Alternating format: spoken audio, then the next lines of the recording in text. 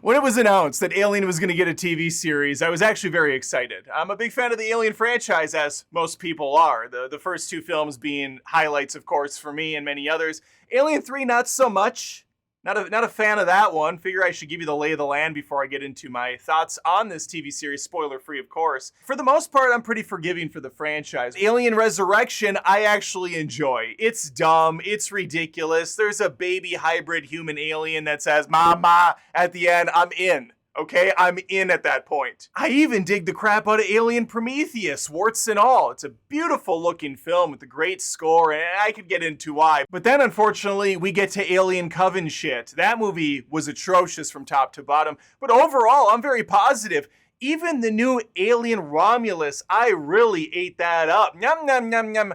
Even though, yes, it is got that nostalgia porn going on, a lot of memba berries being utilized, I thought the tone was nailed. I thought visually it was exciting. It was fantastic. It was doing some new things while marrying a lot of the old stuff. Alien vs. Predator 1, completely dumb and yet completely watchable. Turn that brain off and just have a good time. Not so much the second one. And here we are, after all these years and all this material, at Alien Earth. A brand new show. I think it's only 8 episodes. Don't quote me on that. I sat down with my entire family, my wife, my 16-year-old daughter, my 13-year-old son. We're all fans of the Xenomorph. We're all fans of Alien and Predator. We really dug Prey, which was also a Hulu exclusive a few years back. That was a movie. They got a new movie coming out by the same team. I'm very pumped for that.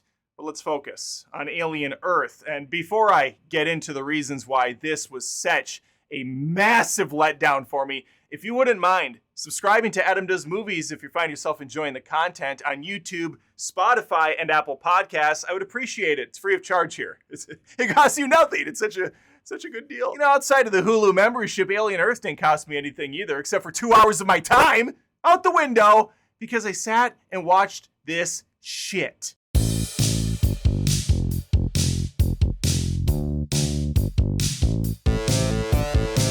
I am so completely confused because there's critics out there that I usually align with, respect, who are giving glowing praises for this show. It is possible that my expectation is just too high at this point. Expectation, short for, of course, expectations. But my whole family hated it. Let me get into the surface level story, point out individual items that really pissed me off without getting into spoilery territory. If the video performs well enough, I actually will go episode to episode, giving you a recap. So I would do episode 1 and 2 if this video does at least decent numbers. So you can look forward to that, again, if you sub. But anyway, we start with a simple, familiar premise. A ragtag group on a ship is transporting some secret alien creatures, but things take a turn along the way. We find ourselves watching our ship crash land to Earth, straight through a building and right into our hearts. At least that's what I was hoping, but not really what I was getting. The first 10 minutes, I would say, is presented very Ridley Scott-esque, very old-timey 70s alien aesthetics going on here. Ship's familiar, the clothing's familiar, the computer system, everything. I mean, they're smoking even. They're smoking here. And the way it's presented from a cinematic standpoint is very akin to what Ridley Scott gave us in that original film. You got a little bit of that grain on there. You got that smoky look to everything. And as I'm watching this early stuff, I'm thinking, all right, this is pretty cool. I don't necessarily need to see another cosplay of the original, but let's see where it goes. Let's see what interesting things it brings to the table. And it turns out it brought new things to the table, but not things I was looking for from an alien film. Our main protagonist is a young girl named Wendy. I mean, her original name is not Wendy, but she quickly turns into that when her dying human body becomes unusable. And so she transfers her child brain to that of an adult robot body. She, along with other kid-robot hybrids, is going to be the central focus of the story. This is brand new tech, brought to us by a rich Timothée Chalamet knockoff. What is this rich prick's angle? Why is he so obsessed with Peter Pan? He named this facility Neverland, he put it on an island, and he put little kids' brains in adult robot bodies. It's giving Epstein. here. The show thankfully does not go that direction. What we have here is Wendy, who's again named after a Peter Pan character, and her plucky lost boys. And the big plot is her relationship with her brother. A brother that's a medic enlisted in a search and rescue team that happens to be going onto the ship that crashed with the aliens inside. Now, he doesn't know his synth sister's alive. She's actually considered a synthetic. A human synthetic hybrid, if you will. But she knows all about him, because we're going to be spending a good chunk of time watching Wendy watch her brother on her little tablet, on a big screen TV, hell, even on paneled walls that she can move video around on and enhance some more. At one point, she gets to sit down and watch everyone's classic favorite, Ice Age, with him.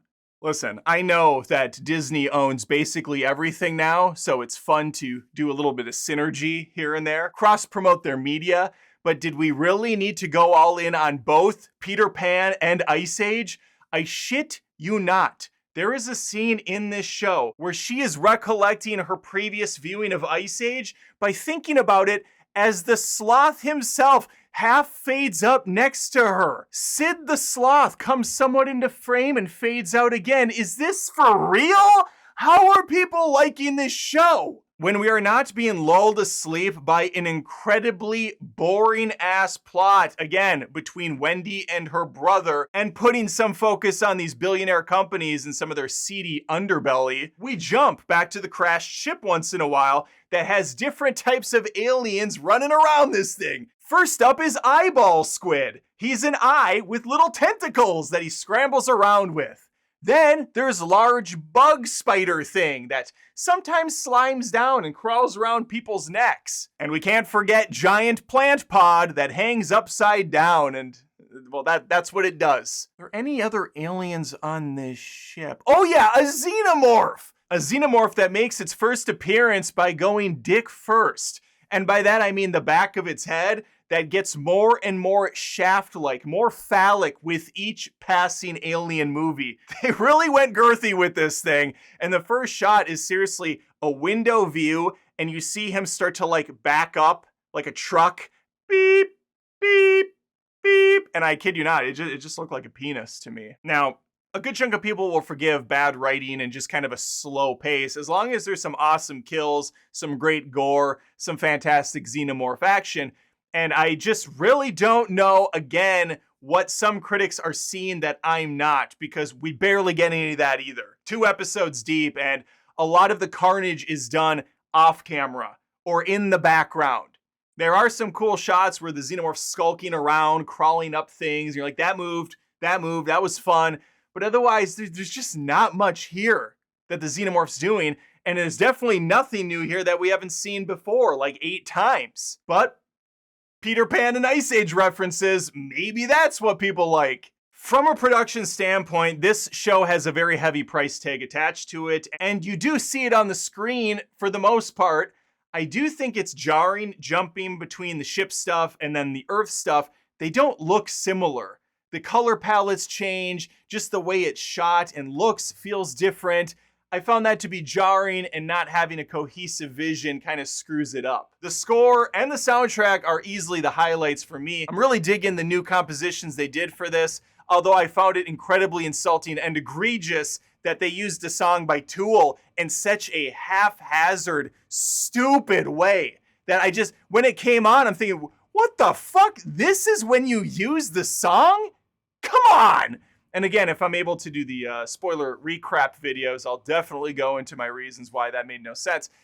Anyway, long story short, this was a massive disappointment for not only me, but my entire family. And I found this whole thing to have a very Disney feel to it. Yes, there's blood. Yes, there's some gore here and there, not much. But even the xenomorph itself has kind of a sheen to it. It's not near as gross looking and oily and just like drooly and disgusting. It's like a pretty car that got a new wax recently. There's really no standout characters in this for me either. Morrow, I think his name is, he's fine. He's your droid in the film, and he's okay. And the actress that plays Wendy, perfectly pleasant and likable. And I don't know if it's just me, but she was given major vibes of a young Linda Cardellini. I thought maybe it was a daughter or something. That's how close she looked to her at times. If you're looking for scares, if you're looking for horror elements, it's not really here. I found nothing scary in the slightest. The pacing is absolute ass. It's a chore to get through so many scenes in this show, and they let so many of the wrong things breathe. For example, the best scene in the second episode has to do with a giant tick bug, and I was all in on this scene. And it is fine. It's definitely the best thing of the 2 episodes for me, but they could have stretched that out a lot longer, really put you on the edge of your seat, really make you squirm. And as it stands, it was just kind of like, all right, well, that was a nice little 3 minutes. Now let's get through the rest of this garbage. Oh, another Ice Age reference. What are we doing, Alien Earth? All right, that's all I have for you. Alien Earth, what an absolute disappointment. But hey, at least we're keeping up the tried and true formula of having yet another female protagonist with a moppy haircut. And you know we love our strong female leads on the show here. And quite frankly, for Alien, it's about time. Also, as an aside, is it really wise to put children in synthetic bodies that have superhuman strength and speed? I don't know. I guess we'll see how it plays out. Let me know your thoughts. I want to hear from you on Alien Earth. Are you as down on it as I am, or did you think it was a great start to a new franchise with lots of fun mysteries to explore in the future? Please let me know. If you found yourself enjoying the content here, please like it on YouTube and subscribe to the show on YouTube, Spotify, and Apple Podcasts. That way you'll see future videos of me in the future, especially on YouTube if you hit that notification bell. That's the real ping to YouTube that says, hey, put this guy in the feed. All right, that's all I have for you. Hopefully I catch you next time. Take care. If you appreciate my content, I am a one-man band. This is a ton of work, and you want a way to give back. Head on over to patreon.com/AdamDoesMovies. There's tons of exclusive perks over there. Look at these awesome supporters so far. There's some of the best people on this planet, and you could be one of them. You could be right there alongside, and I would appreciate it.